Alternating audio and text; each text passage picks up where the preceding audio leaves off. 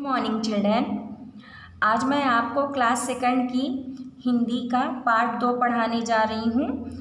उदयपुर की सैर। इस पाठ का उद्देश्य ये है कि आप लोगों को सैर यानी घूमने जाने के लिए आप लोगों के मन में प्रेरणा देना। जैसे आप लोग सैर करने जाते हैं, कहीं घूमने जाते हैं, तो उससे क्या होता है, आप लोग वहाँ के रीति रिवाज जो होता है, रहन सहन होता है, वहाँ की जो जलवायु होती है, ये सब देखकर आप उसकी तुलना किससे करते हैं? अपने शहर से करते हैं। इसमें एक दीपक नाम के बच्चे की एक छोटी सी स्टोरी बताई गई है। उसमें जो उसका दोस्त रहता है, तो वो अपने मामा जी को पत्र के माध्यम से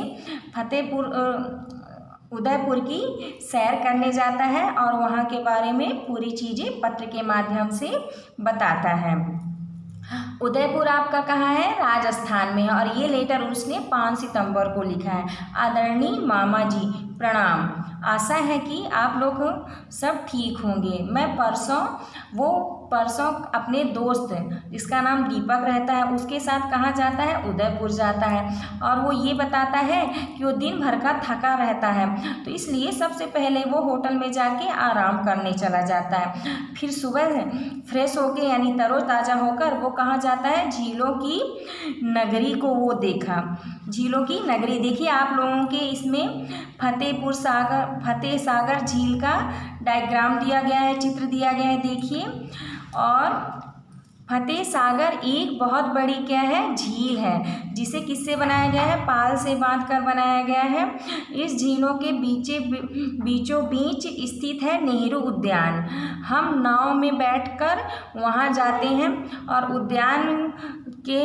उद्यान यानी बगीचे पे 2 बड़ी मछलियाँ बनी हैं और उसी के सामने राजस्थानी गहने और पोशाक पहने एक औरत की मूर्ति है। इसके पास ही बना नाव के आकार का एक होटल है, जहां वो लोग रुककर क्या करते हैं? चाय पीते हैं। और यहाँ से कुछ ही दूरी पर चेतक में सवार किसकी मूर्ति बनी हुई है? महाराणा प्रताप की। ये देखिए, यहाँ पे चेतक पर सवार महाराणा प्रताप की मूर्ति बनी हुई है। फिर इसके बाद वो लोग कहाँ गए? सुखाड़ियाँ सर्कल पर पहुँचते वहाँ जाते जाते क्या हो गया? वहाँ पर अंधेरा हो गया, जहाँ पे सैलानियों की बहुत भीड़ जुड़ी हुई थी। और वहाँ पर उन्होंने बहुत बड़ा फव्वारा देखा।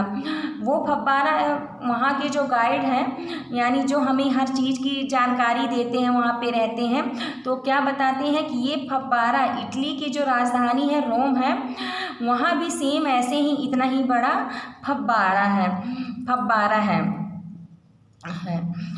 यहाँ हमने पिछौला झील भी, वो लोग वहाँ पे क्या देखते हैं? फव्वारे के अलावा पिछौला झील भी देखते हैं। इस झील के पास एक राजमहल बना हुआ है। दोपहर को उन लोगों ने कहाँ गए? गुलाब बाग देखने गए। गुलाब बाग में हर तरह के रंग बिरंगे गुलाब ही गुलाब थे। यहीं पर एक चिड़ियाघर भी है और वहाँ पे हर देश के कोने कोने से लाए क्या है? पशु पक्षी, हर तरह के जीव जंतु हैं। और वहाँ पे वो लोग जाके सबसे पहले क्या करते हैं? बच्चों की रेलगाड़ियों में बैठते हैं, घूमते हैं, एंजॉय करते हैं। जैसे आप लोग भी जाते हैं कहीं घूमने चिड़ियाघर, तो वहाँ सबसे पहले आप वहाँ के पशु पक्षियों को देखते हैं। उसके बाद क्या करते हैं? जो वहाँ रेलगाड़ी या फिसलने के लिए रहता है उन सब में एंजॉय करते हैं। इसी तरह वो लोग भी वहाँ, उनको सबसे अच्छा बच्चों के रेलगाड़ियों में बैठना अच्छा लगा। और वो क्या कह रहा है कि हम कल यहाँ से कहाँ चले जाएंगे?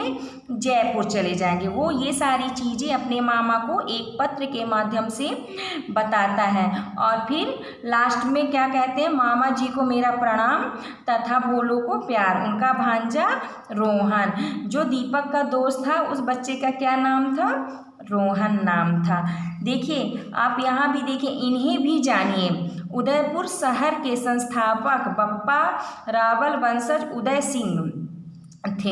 ये सिसोदिया राजवंश के थे। उदयपुर को झीलों की नगरी के नाम से जाना जाता है। अगर कभी आपको पूछा जाता है क्वेश्चन कि झीलों की नगरी के नाम से कौन जाना जाता है, तो इधर उदयपुर आपकी झीलों की नगरी के नाम से जाना जाता है। यहाँ पे मैंने आपको बताया था सैलानियों की भीड़ लगी थी। तो सैलानियों मीन्स आपका क्या हो जाता है कि जो घूमने वाले लोग रहते हैं, जैसे वो लोग घूमने गए उसी तरह हर देश के लोग घूमने वहाँ आते हैं, तो वहाँ पे सैलानियों की भीड़ लगी रहती है, यानी बहुत सारे घूमने वालों की भीड़ लगी रहती है। जो रेड कलर से आपकी इसमें अंडरलाइन किया गया है, तो आप देखिए यहाँ पे है शब्दार्थ है।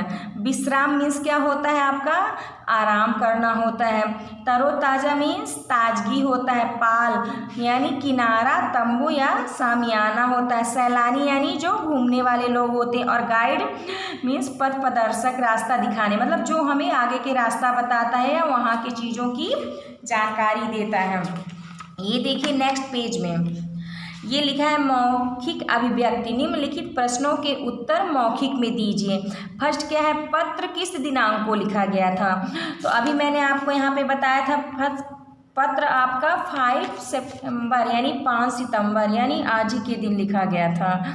झीलों की नगरी कौन सा शहर कहलाता है, झीलों की नगरी अभी मैंने आपको बताया था। ये देखिए यहाँ पे झीलों की नगरी किसको कहते हैं, उदयपुर को कहते हैं।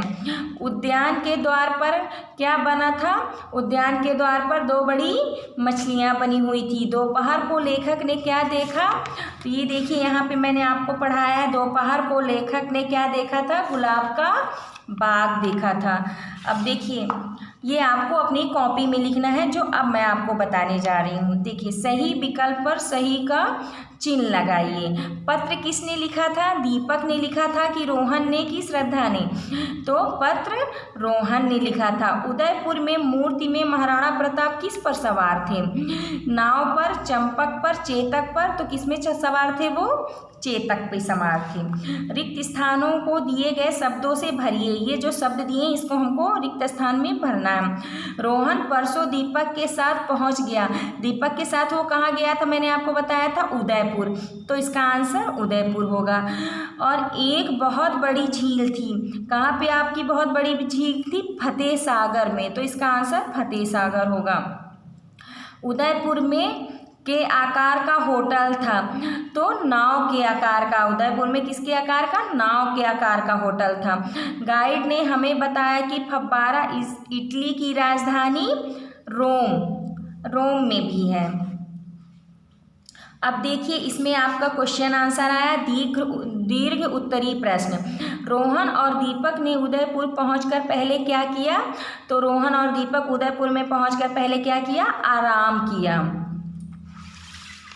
सेकंड नंबर, रोहन ने झील के बारे में क्या बताया, तो रोहन ने झील के बारे में क्या बताया कि फतेह सागर एक बहुत बड़ी झील है, इसे पाल बांधकर बनाया गया है। अगर यहाँ पे आपको आंसर नहीं समझ में आ रहा तो ये देखिए, यहाँ पे ये देखिए फतेह सागर एक बहुत बड़ी झील है, इसे पाल बांधकर बनाया गया है। ये आपका सेकंड आंसर है। रोहन ने उदयपुर में क्या क्या देखा, तो रोहन ने उदयपुर में फतेह सागर झील देखा, महाराणा प्रताप की मूर्ति देखी, फव्वारा देखा और गुलाब बाग देखा। इसके बाद देखिए ये भाषा की बात, इसमें थोड़ा ग्रामर पोर्शन है आप लोगों को, मैं आप लोगों को थोड़ा सा ग्रामर के बारे में बताती हूँ। इसमें क्या दिया गया, एक वचन और बहुवचन। एक वचन किसे कहते हैं, शब्द के जिस रूप में हमें एक वस्तु का बोध होता है, सिर्फ एक ही चीज़ होती है, उसे हम क्या कहते हैं, एक वचन कहते हैं। और जिसमें एक से अधिक वस्तु का ज्ञान होता है उसे हम क्या कहते हैं, बहुवचन कहते हैं। अब देखिए इन शब्दों का हमें बहुवचन लिखना है, तो मछली का क्या हो जाएगा, मछली का मछलियाँ हो जाएगा। मूर्ति का क्या हो जाएगा, मूर्तियाँ हो जाएगा। झील का झीलें हो जाएगा। नाव का नावें हो जाएगा। बच्चा का बच्चे हो जाएगा। और कुर्ता का कुर्ते हो जाएंगे। इसी के बाद सेकंड नंबर में दिया है जो शब्द परस्पर विपरीत यानी उल्टा अर्थ बताते हैं उन्हें हम क्या कहते हैं, विलोम शब्द या विपरीतार्थक शब्द कहलाते हैं। जैसे कि रात होता है तो रात का उल्टा क्या होता है, दिन होता है, ऊपर का नीचे होता है। उसी तरह आपको इसको बुक में फिलअप करना है, फिर कॉपी में लिखना है। देखिए जैसे अच्छा है तो अच्छा का उल्टा आपका क्या होता है, बुरा होता है। साकार का निराकार होता है, जाना का आना होता है और अंधेरा का उजेला होता है। पहला का पिछला होता है और शुरू का खत्म होता है। तो आज के लिए इतना ही। नेक्स्ट लेसन मैं आपको दूसरे दिन लाऊंगी और तब तक आप इसको कॉपी में फिलअप कर लीजिएगा। Thank you.